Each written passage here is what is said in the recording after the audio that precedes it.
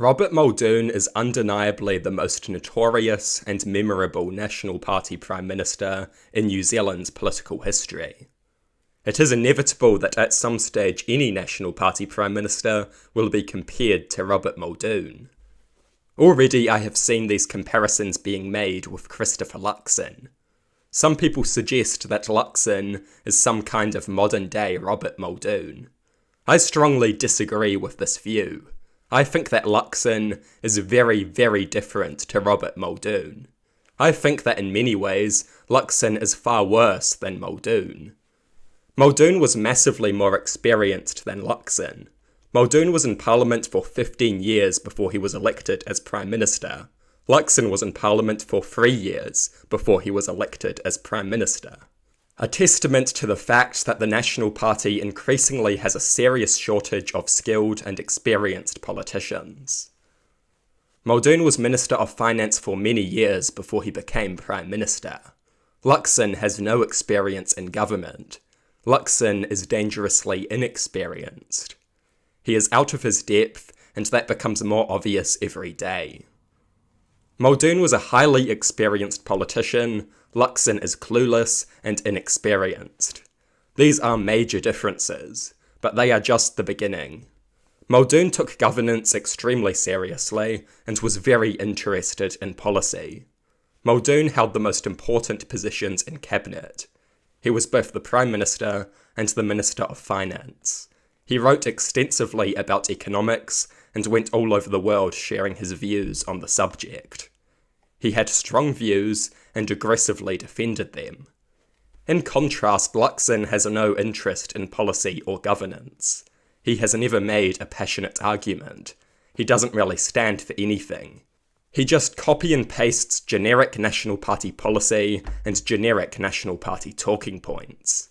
He does not have strong beliefs. He does not have original ideas. He does not make interesting arguments. He is not a serious politician.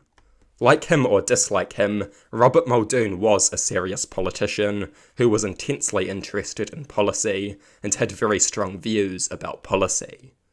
In contrast, Luxon stands for nothing and has no interest in serious policy. He is a weak leader who is incapable of defending his ideas or establishing a vision for the country. Muldoon was notorious for having strong views and being totally uncompromising. Luxon does not seem to have strong views about anything. He has never made a strong argument. He just weakly repeats the same copy and pasted talking points over and over again. Muldoon was an extremely active leader. He dominated cabinet and held the two most powerful ministerial positions. Luxon, on the other hand, has no interest in policy and no interest in governing. He happily lets others manage the country. Muldoon was interested in power. Luxon is motivated primarily by a desire for prestige. He is more interested in the title than the responsibility. To compare Luxon to Muldoon is insulting to Muldoon. At least Muldoon stood for something. At least Muldoon had experience. At least Muldoon was interested in policy and governance. None of these things can be said about Luxon. He has a distinct disinterest in governing. He has completely failed to establish a vision for the future of New Zealand.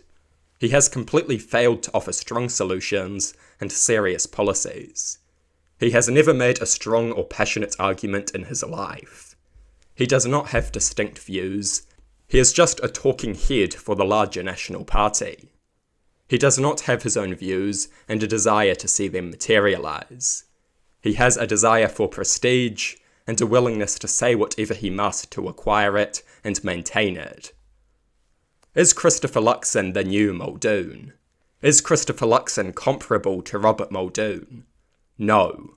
Luxon is a weak leader who exercises little control over government. He is incapable of controlling ACT or New Zealand First. He is incapable of exercising authority.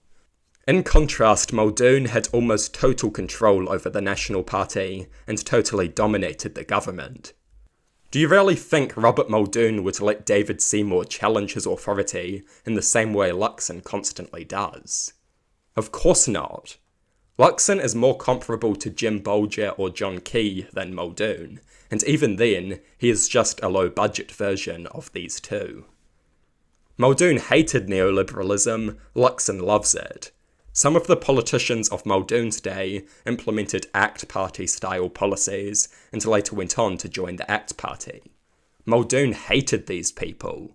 In response to Ruth Richardson cutting benefits, he went on TV and called her policies disgraceful, before demanding that Jim Bolger sack her immediately.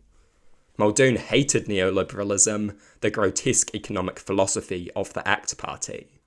The belief in privatisation, deregulation, major cuts to social services, major benefit cuts, total disregard for the unemployment rate and contempt for the unemployed, massive tax cuts for the wealthy. Muldoon hated these things. Luxon happily supports them. He eagerly works with David Seymour to introduce this grotesque neoliberal agenda. This is a major substantive policy difference between Luxon and Muldoon. Muldoon hated and opposed the neoliberal agenda. Luxon happily supports it. Muldoon was far more intelligent, far more rhetorically skilled, substantially more charismatic, and a far stronger leader. Muldoon was also a lot more popular as an individual and had a strong personal following. Luxon has no such following, because Luxon is not a serious politician or a serious leader. Muldoon had serious flaws, but he was a much more serious leader than Luxon. The two are not at all similar. They are very, very different. Luxon loves tough-on-crime posturing. In contrast, Muldoon went drinking with gang members, voted in favour of abolishing the death penalty, argued that prisons were a Western institution largely unsuited to the needs of the Maori people. Regardless of whether you agree with these things or not, that is one massive difference. Muldoon believed that we should invest in infrastructure. He invested massively in New Zealand infrastructure with his Think Big policies. In fact, he actually invested in our infrastructure too much, as he borrowed ridiculous amounts of money to fund these projects. In contrast, Luxon has no interest in the infrastructure investment that we desperately need. Luxon prioritises tax cuts for landlords. He prioritises the interests of his donors over the future of the country. Muldoon was bad, but in many ways Luxon is far worse. Luxon does not believe in anything, and has no interest in policy or governance. That is likely the biggest problem. This is very dangerous because it means he has no interest in restraining ACT or New Zealand First. He wanted prestige, and now he has it. His disinterest in governance and his lack of serious policy becomes more obvious by the day. We must make this a one-term government. Luxon must be voted out in 2026.